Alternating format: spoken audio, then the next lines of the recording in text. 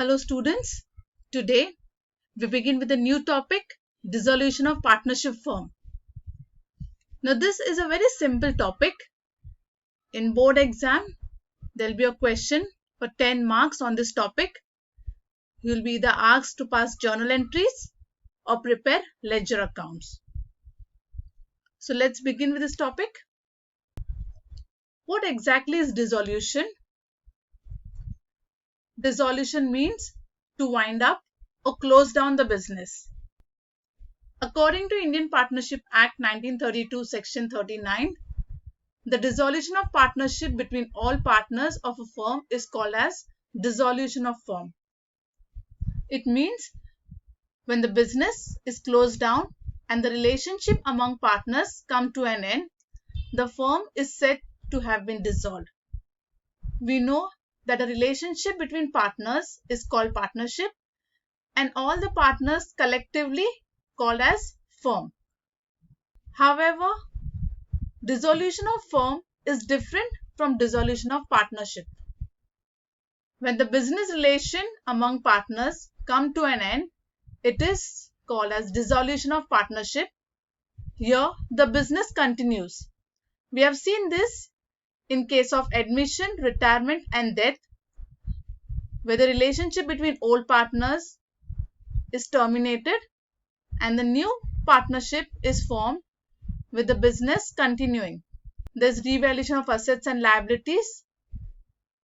On the other hand, when one or more partners decide to close down the firm or when all partners decide to discontinue, it results in dissolution of firm. Here, the business is completely closed down, the assets are realized, liabilities are paid off, and the accounts are settled among the partners. Now, what are the reasons for dissolution of partnership firm? First, voluntary act of partners. When the partners mutually decide to close down the firm, the dissolution of firm may take place. Then second, duration of partnership firm is expired.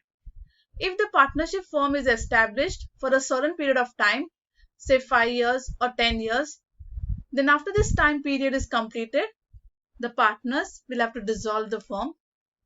Then completion of specific venture. If a partnership firm is established for a specific purpose or for a specific project, then when the specific purpose is met or the project is completed, the partners will have to dissolve the firm. Insolvency of all partners. If all the partners become insolvent and bankrupt and it is not possible to carry on the business further, then dissolution of the firm takes place. If the firm is carrying on any activity which is illegal or unlawful, then as per the court orders, the partners have to dissolve the firm, and partnership at will can be dissolved by giving 14 days notice. There may be some other reasons due to which the court may order a particular partnership firm to be dissolved on any other ground which appears to the court as just and equitable. Accounting treatment and settlement of accounts. When the firm is dissolved, the settlement of accounts take place in the following manner. First, all the assets are realized. Then, according to the Indian Partnership Act, liabilities are to be paid in the following order. Out of the proceeds of assets realized, realization expenses to be paid first. Then all the outside liabilities like the sundry creditors, bills payable, bank overdraft to be paid. Then partners' loan, if any, is to be paid off. And then if there is any surplus left, that has to be distributed among the partners in profit sharing ratio. Now the dissolution of the firm can be simple dissolution or dissolution under insolvency situation. Simple dissolution is when all the partners of the partnership firm are solvent and they decide to dissolve the firm. And when one partner or all partners become insolvent, Then it is dissolution under insolvency situation. Now first we'll see what is simple dissolution. Under simple dissolution, following accounts are to be prepared. Realization account. Realization account is a separate account which shows realization of assets and discharge of liabilities.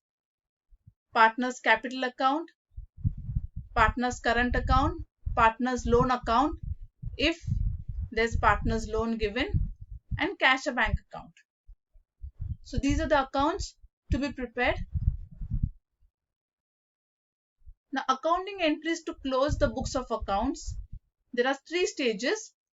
The first stage is a transfer stage. In this stage, all assets and liabilities from the closing balance sheet are transferred to realization account. The partners' capital balances appearing in the balance sheet are transferred to the partners' capital account. The amount of cash a bank in the balance sheet is transferred to the cash a bank account. Then the second stage is realization or disposal stage.